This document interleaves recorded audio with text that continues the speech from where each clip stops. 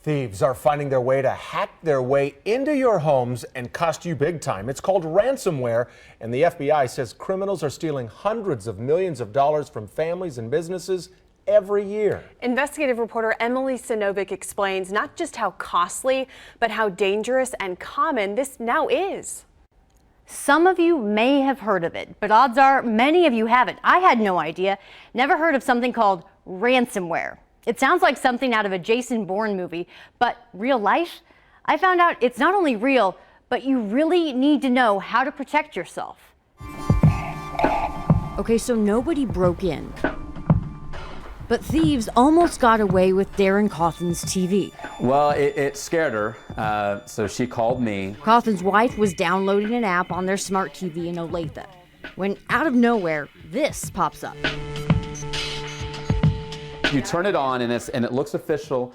It had the James Comey signature and everything, and it said, you know, we found some bad content on your device, and as a fee to the government, you have to pay $500. Good news was Cawthon, a computer programmer, knew the legit-looking FBI threat that popped up on that screen was in fact ransomware and not the FBI.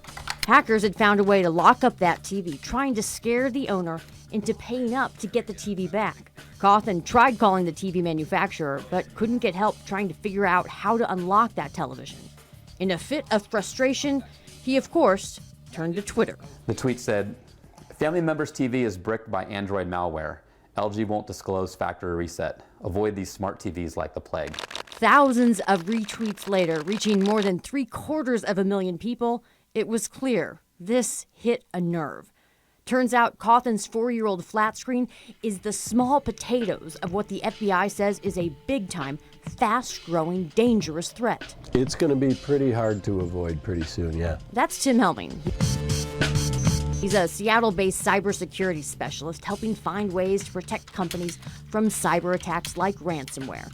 Helming says there are more and more opportunities for hackers to make bank because everything, TVs, phones, cars, home security systems, even the fridge, they're now all Wi-Fi capable. It sounds great, right? Well, think of that Wi-Fi connection as an invitation to hackers, a way to give thieves a foot in your front door. Oh, well, gosh, somebody could hack my fridge and turn up the heat and spoil my food. It's more complicated than that, and they could potentially do more dangerous things than that with some of these smart devices than just mess with that device itself. It becomes a platform potentially for launching other attacks, for stealing credentials, things like that. Once the hackers are in, they can lock up or manipulate anything online. The FBI warns hackers are getting more sophisticated and eyeing much bigger targets.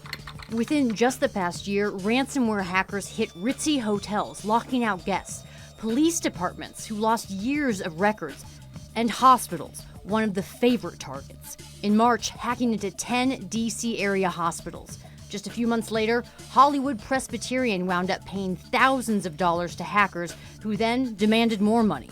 On May 18th in 2016, ransomware hackers hit Wichita's Heart Hospital, forcing that hospital to pay a ransom, which it did, only to have hackers demand a second ransom.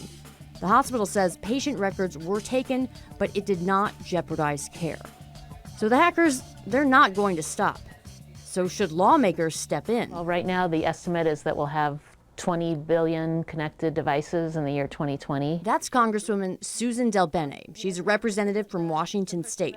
She's working with other members of Congress, educating them about something called, quote, the Internet of Things. Really all the things in your home, car, and office that essentially work like computers. The problem is they don't always have the security you would get on your PC.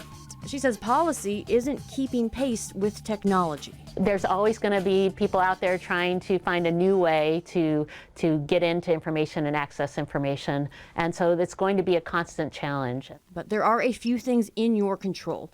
Maybe limit that Wi-Fi. It shouldn't be an impulse kind of thing. Oh, hey, it's an internet-connected ping pong paddle. I think I need that. Maybe you don't. You know, maybe the old one worked fine, actually. Cawthon learned the hard way. After all of this, all of the tweets and everything, they get a hold of you and they tell you to do what? You have to hold two buttons, the menu and the channel down, I believe. And that's it. No internet on this thing, not anymore. Okay, some other simple things you can do. First, remember all of those Wi-Fi connected things should be thought of just like computers. They'll need software updates. And make sure to change your password regularly. And remember, just because it's Wi-Fi capable does not mean you have to use it. I'm Emily Sinovic, KCTV 5 News.